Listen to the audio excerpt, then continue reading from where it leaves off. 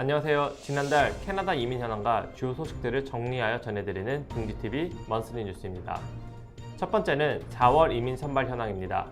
익스프레스 엔트리 프로빈셜 노미니 프로그램 발표가 있었습니다.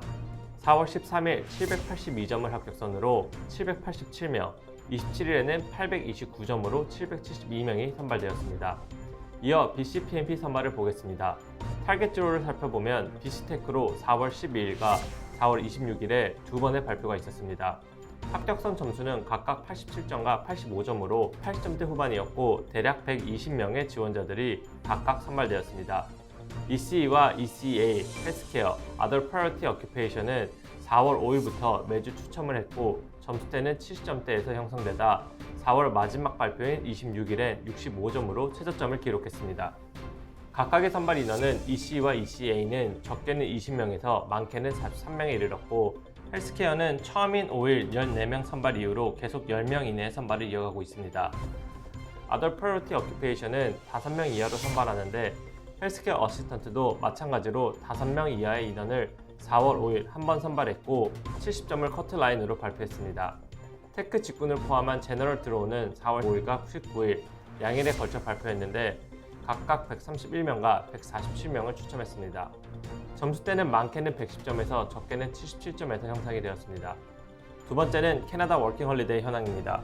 4월 29일 업데이트된 기준으로는 총 4,000명의 선발 인원 중 현재 최종 선발된 인원이 3,770명으로 이제 마감이 얼마 남지 않은 것을 확인할 수 있었습니다. 5월에서 6월 중으로 2022년 대한민국 청년 대상 캐나다 워킹 홀리데이 모집은 마무리가 될 것으로 예상됩니다.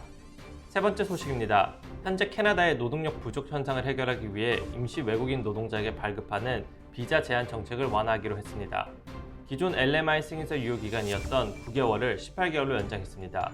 또 하이웨이지와 글로벌 탤런트 스트림에 해당하는 근로자들의 최대 고용 기간을 2년에서 3년으로 연장해 더 장기간 근무할 수 있도록 했습니다.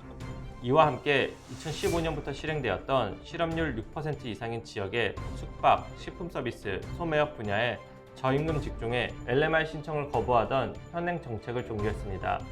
이는 캐나다로 오는 약 5만에서 6만 명의 외국인 농업 노동자 수는 TFWP에 따라 캐나다에 입국하는 모든 외국인 노동자의 60% 이상을 차지할 정도로 높은 비율입니다. 따라서 새로운 정책이 캐나다 노동 부족 현상을 해결해 도움이 될 것으로 예상합니다. 네 번째는 BC 주정부의 외국 간호사 지원 정책 발표에 대한 소식입니다. BC주 정부는 간호사 수요가 증가함에 따라 캐나다 국외에서 교육받은 간호사에게 자격 인증을 지원한다고 19일 발표했습니다. 국제교육 간호사로 지칭되는 이들에게 정책 시행 첫 해 1,500명이 자격평가를 받도록 주 정부는 900만 달러를 집행한다고 했습니다. BC주에서 간호사 자격증을 취득하려는 국제교육 간호사는 1인당 최소 1,500불에서 최대 16,000불까지 필요에 맞춰 지원 가능합니다. 관련 자격을 갖춘 분은 HMBC 웹사이트에서 미리 등록해 놓으면 추후 더 자세한 안내를 받을 수 있습니다. 마지막 소식입니다. 익스프레스 엔트리 선발이 곧 재개됩니다.